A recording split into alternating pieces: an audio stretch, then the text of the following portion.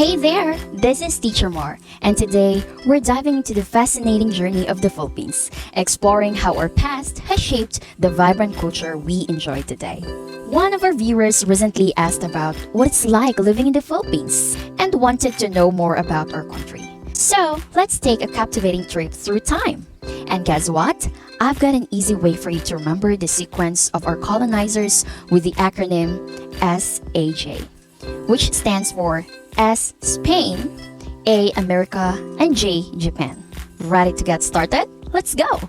Our story begins in 1565 with the arrival of the Spanish colonizers. For over 300 years, Spain's influence transformed the Philippines in profound ways. Let's break it down. The Spanish, led by Miguel Lopez de Legazpi, established the first settlement in Cebu in 1565.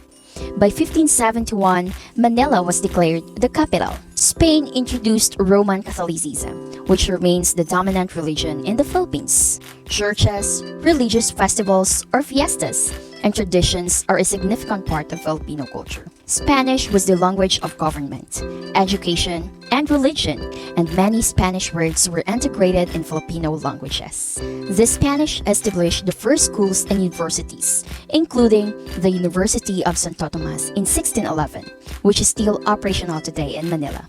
They also built notable infrastructure like the San Agustin Church in Intramuros, Manila, and the various colonial houses in Vigan, Ilocos, which showcase Spanish architectural influence. They ruled with a centralized colonial government headed by a governor-general, with local governance by Spanish friars and officials. Unfortunately, it wasn't all positive. The Spanish imposed heavy taxes and forced labor.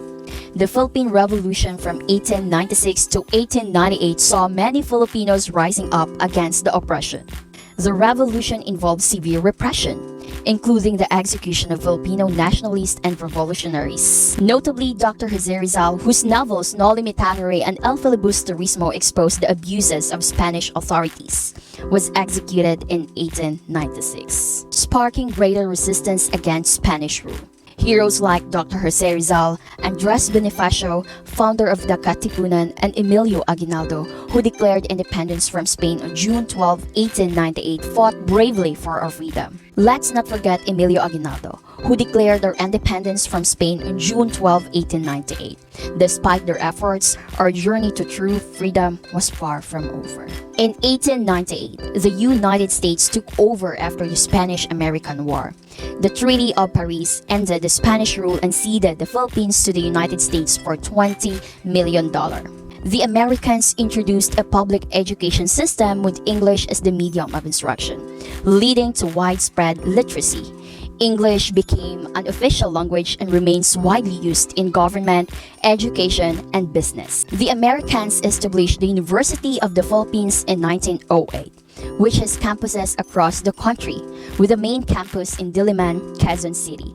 They improved infrastructure including roads, bridges, and public systems. For example, the iconic Manila Central Post Office and the Jones Bridge are notable American-era infrastructure still in use today. However, the Philippine-American War from 1899 to 1902 was a dark time, resulting in significant casualties and atrocities, with an estimated 200,000 Filipino civilian deaths due to violence, famine, and disease.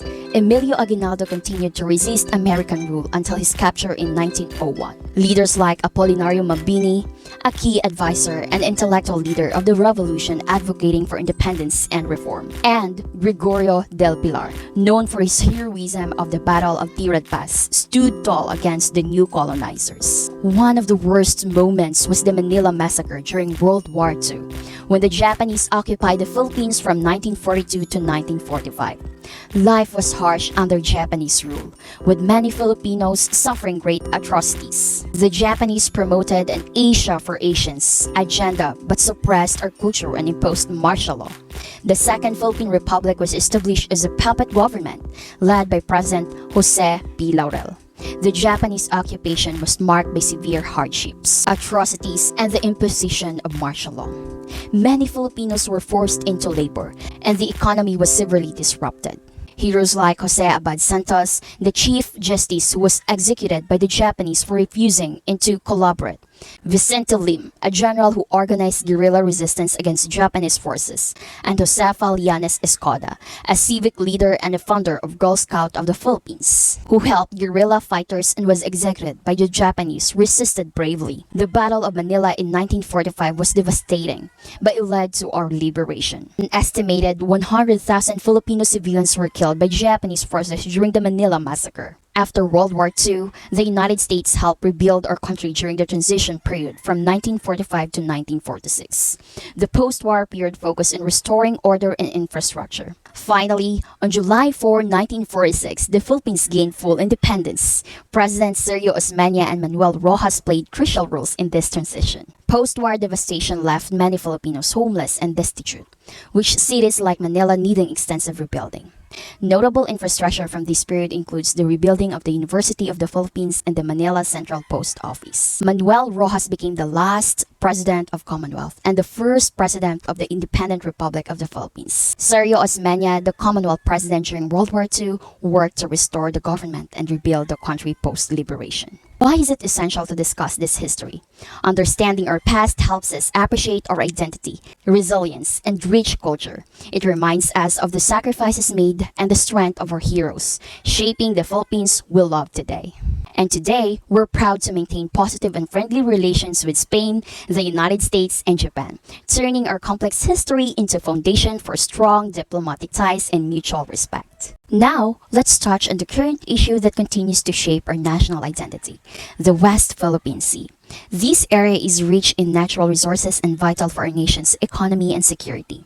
The Philippines has historical and legal claims to this territory, supported by the 2016 ruling by the Permanent Court of Arbitration, which invalidated China's extensive claims under the 9-dash line. These waters are crucial for fishing, energy resources, and maintaining our ecological balance. Our main goal is to keep what's ours to benefit the Filipino people, not to harm other races. We need to remember these and think critically.